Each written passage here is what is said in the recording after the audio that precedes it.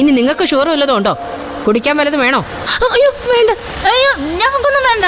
വേണ്ടെങ്കിൽ വേണ്ട, അതിനെന്തിനാ നിലവിളിക്കുന്നേ?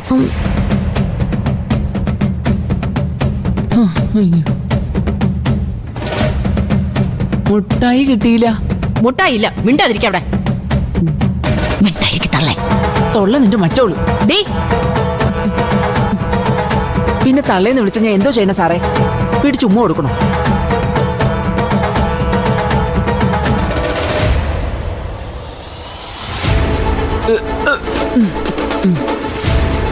എന്തൊരു ആശ്വാസം. ചെവി കൂടെ ഒരു കിളി പറന്നു പോയി. പറന്നുപോയ കിളിയെ നമുക്ക് സ്റ്റേഷനിൽ ചെന്നിട്ട് തിരിച്ചു കൂട്ടിക്കയറ്റാം. ഇനി എന്തെങ്കിലും ഒരു അനക്കം കേട്ടാലുണ്ടല്ലോ.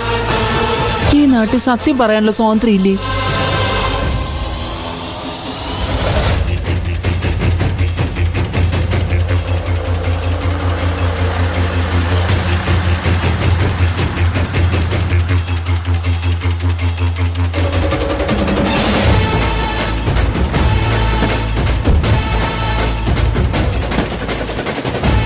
എല്ലാത്തിനും ഇങ്ങനെ ഇറക്ക്. ഇങ്ങോട്ട് ഇറങ്ങി.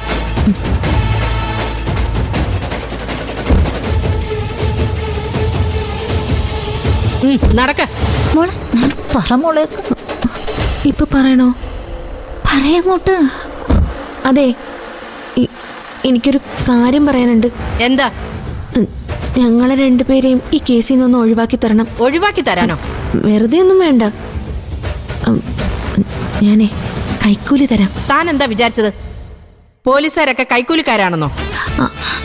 വാ ഇങ്ങോട്ട്, ശരിയാക്കി തരാം.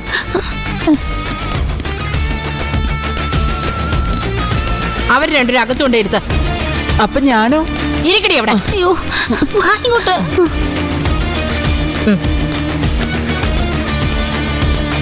ഇവരേതാ? ആ മന്ത്രവാദ കേന്ദ്രം റെയ്ഡ് ചെയ്തപ്പോ കിട്ടിയതാ. ഓ അത് ശരി. കൂടോത്രക്കാരിയാണല്ലേ?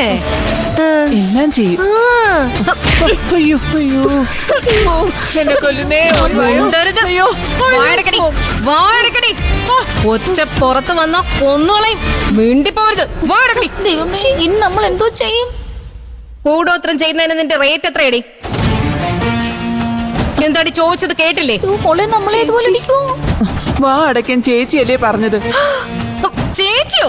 ആരോടി നിന്റെ ചേച്ചി? അയ്യോ അയ്യോ ചേച്ചിയോ? നീ മേലെ നീ. അയ്യോ ഒരു കൂടോത്രക്കാരി വന്നിരിക്കുന്നു.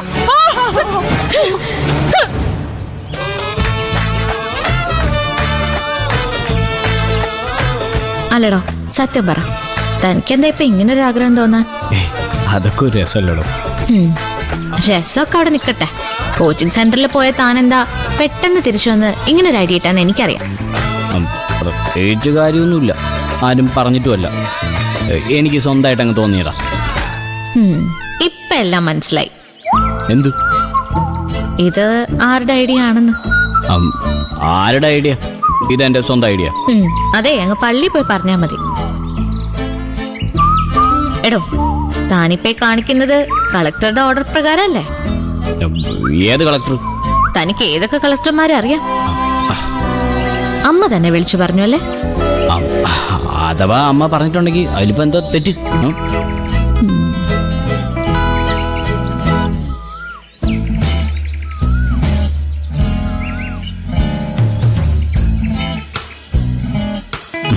അമ്മ വേറെ എന്തൊക്കെ പറഞ്ഞു? അങ്ങനെ പ്രത്യേകിച്ചൊന്നും പറഞ്ഞില്ല. വല്ലപ്പോഴൊക്കെ ഒരു ഔട്ടിങ് പോണത് നല്ലതാന്ന് പറഞ്ഞു. കേട്ട പാതി കേൾക്കാത്ത പാതി താൻ ചാടി പുറപ്പെട്ടു അല്ലേ? അത് നല്ല കാര്യമല്ലേ? അല്ലെങ്കിൽ തന്നെ ഞാൻ ഒരു ഔട്ടിങ് പ്ലാൻ ചെയ്യായിരുന്നു. ഒവ്വ് ഒവ്വ്. എന്തോ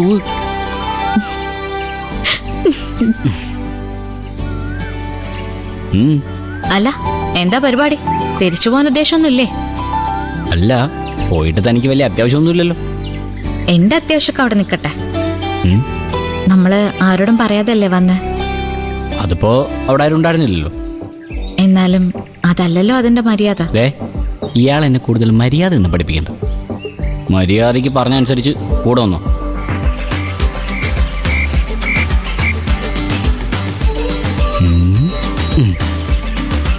വാ. ചെക്കനിത് ഭയങ്കര വീരശയാണല്ലോ. എവിടെ നിന്ന് കിട്ടി ഇത്രയും തന്റെ ഇടം? പ്രണയത്തിൽ നിന്നും. എന്തോന്ന്? എടോ, നമ്മൾ തമ്മിലുള്ള അതികഠിനവും അനാർക്കലിയവുമായ അനുരാഗത്തിൽ നിന്ന് ഞാൻ എന്തിനും പോകുന്ന ധൈര്യശാലിയെ മാറി.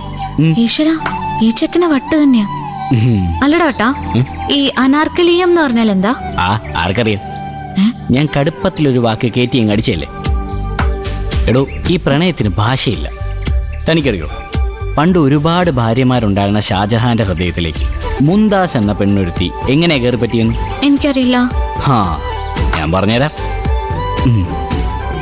എല്ലാ ഭാര്യമാരും കാമുകിമാരും ചക്രവർത്തിയെ അന്ധമായി പ്രണയിച്ചപ്പോൾ മുംതാസ് മാത്രം സ്നേഹത്തിനൊപ്പം ബുദ്ധി കൂടി ചേർത്തു. യുദ്ധസ്ഥലങ്ങളിൽ സൈനികരെ എങ്ങനെ ഉഷാറാക്കാമെന്ന് തല പുകച്ചാലോചിച്ചിരുന്ന ഷാജഹാന്റെ മുന്നിലേക്ക് മുംതാസ് ചെന്നത് എല്ലാ പോഷകങ്ങളും ചേർന്ന ഒരാഹാരം കൊണ്ടാണ്. ഷാജഹാൻ നോക്കിയപ്പോൾ സംഗതി കൊള്ളാം. ഏത് യുദ്ധമുന്നണിയിൽ നിന്നും ഒറ്റ പാത്രത്തിൽ ആർക്കും അതിവേഗം കഴിക്കാൻ പറ്റുന്ന ഒരു ഭക്ഷണം. സമയവും ലാഭം, ആരോഗ്യവും ലാഭം. ഷാജഹാൻ മുംതാസിനെ കെട്ടിപ്പിടിച്ചു, ഒരുപാട് ഉമ്മയും കൊടുത്തു.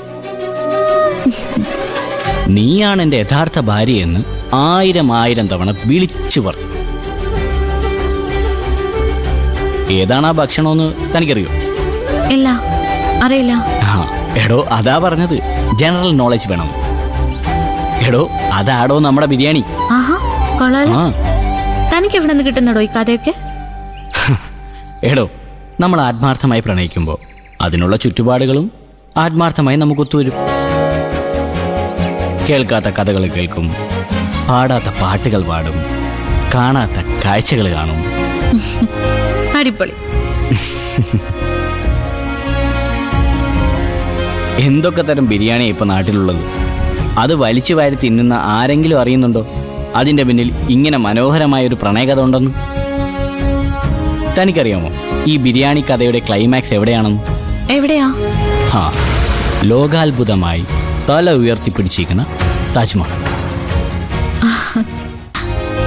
ആണിന്റെ ഹൃദയത്തിലേക്കുള്ള പെണ്ണിന്റെ വഴി നാവിന്റെ രസമുകുളങ്ങളിലൂടെയാണെന്ന് വീണ്ടും തെളിയിച്ച മുംതാസ് അങ്ങനെ ഒരു ബിരിയാണി കൊണ്ട് ലോകാത്ഭുതം കാണിച്ചു. അപ്പോ ആ അത്ഭുതത്തിന്റെ പേരാണ് അനാർക്കലീയം, അല്ലേ?